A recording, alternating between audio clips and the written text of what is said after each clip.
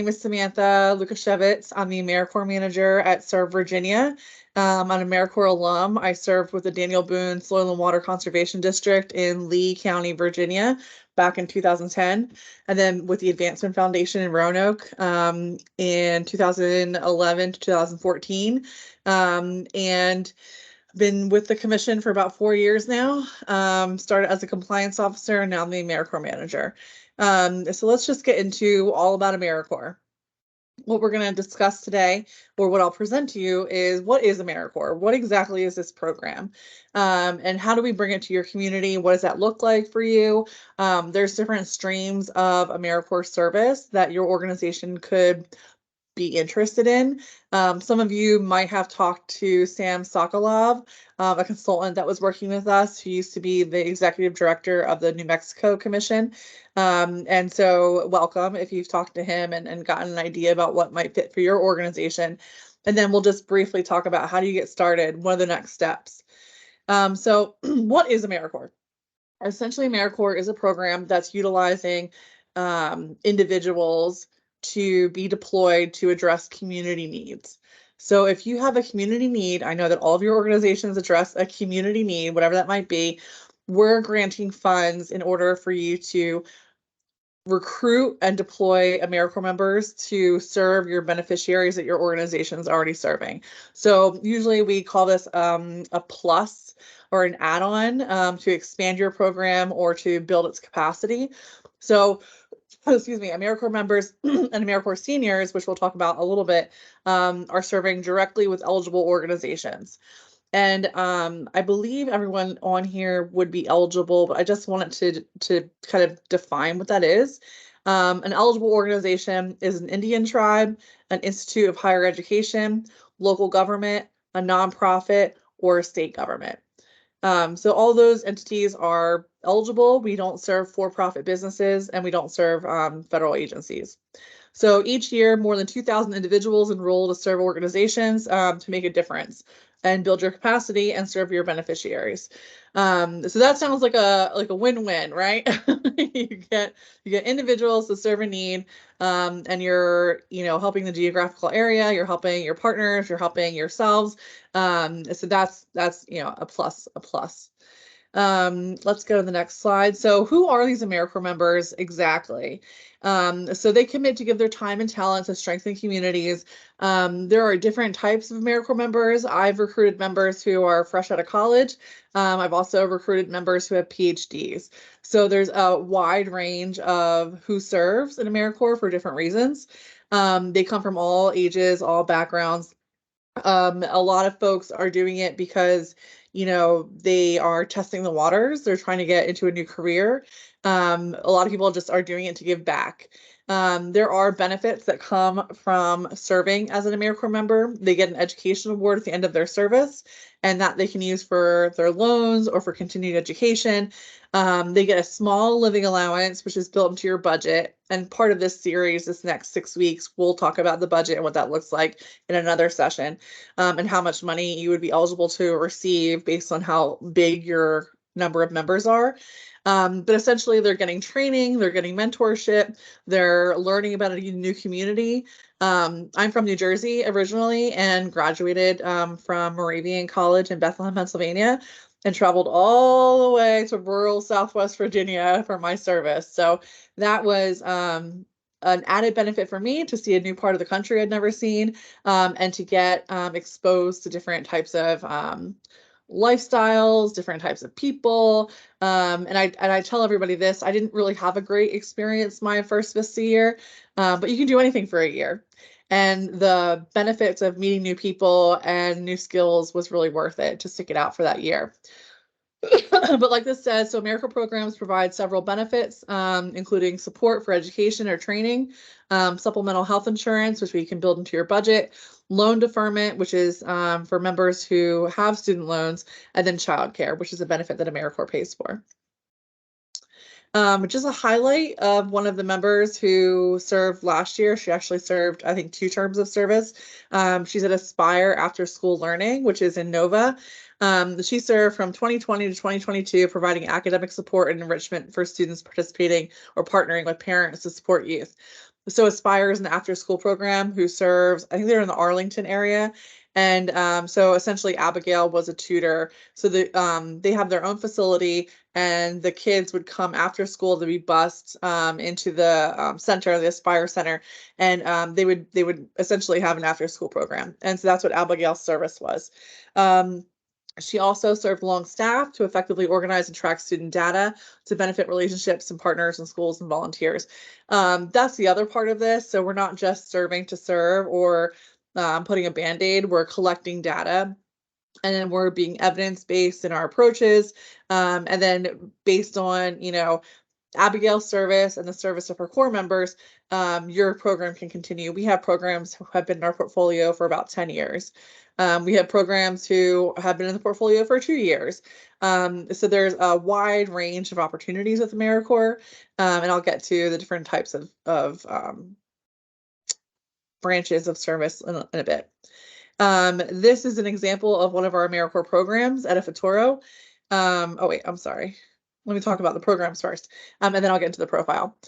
So we support organizations by providing people power, essentially.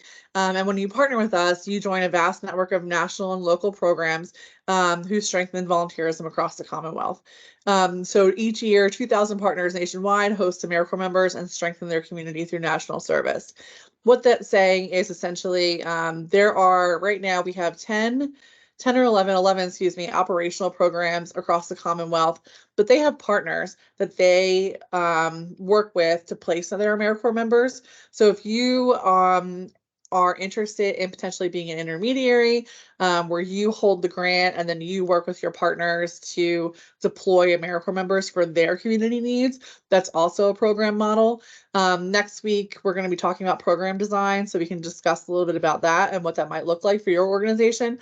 Or if you're interested, you can just have your AmeriCorps members serve at your organization.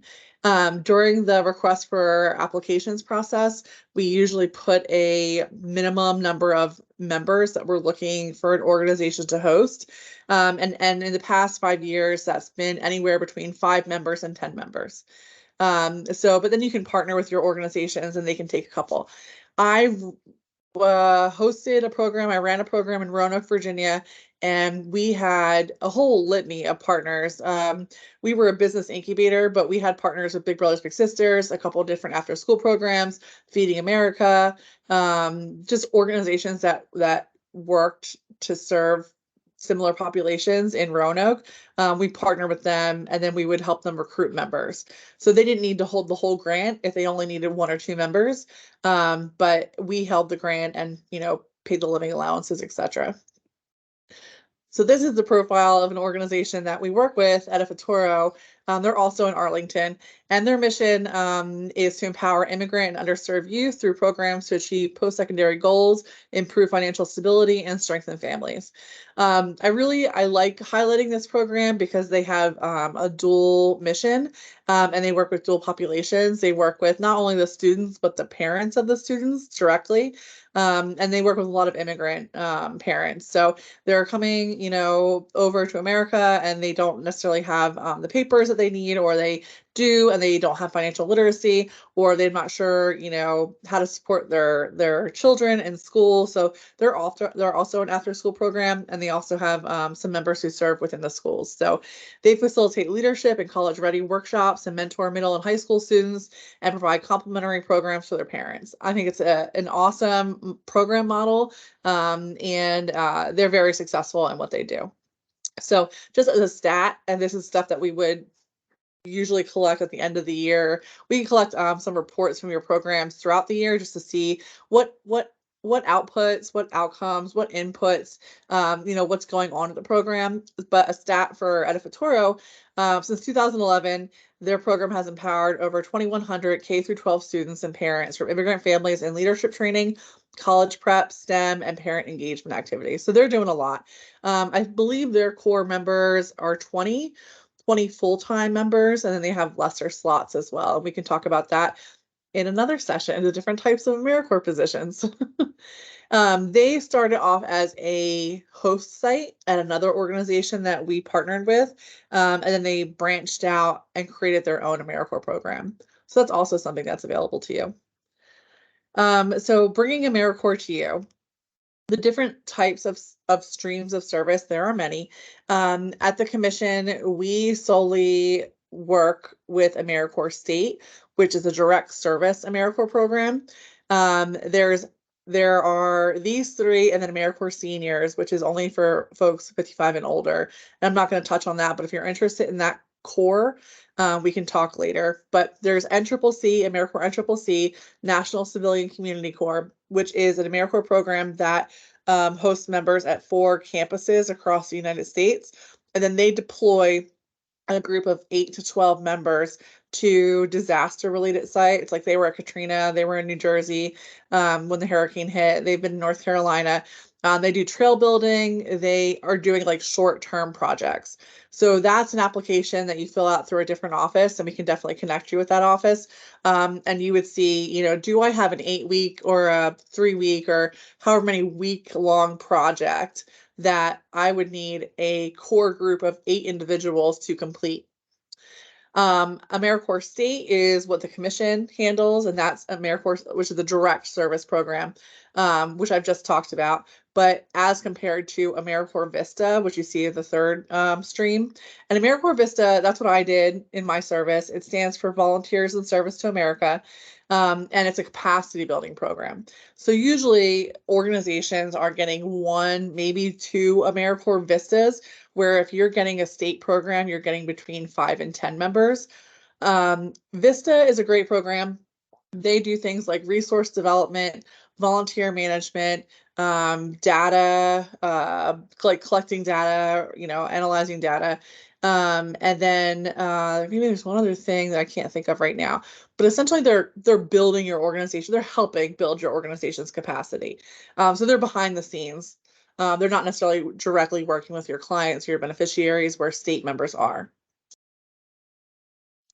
So organizations, you design a program essentially that addresses a community need, or with AmeriCorps Vista, it usually has to be poverty driven or poverty focused. But with AmeriCorps State, you're using direct service to tackle those needs. And there's focus areas that we like. You don't necessarily have to fit within one of these, but these are the AmeriCorps priorities. So we have disaster services, education, healthy futures, economic opportunity, environmental stewardship, and supporting veterans and military families. So there's a wide array of focus areas. Healthy futures is things like opioid use and abuse, housing, food scarcity. That, like, healthy futures covers a lot of things. So if you don't think that you fit within education or environment, usually you're fitting within healthy futures. But when we talk about program design, and hopefully when we talk to you individually, we can help you design your program and think about what you would use your members for.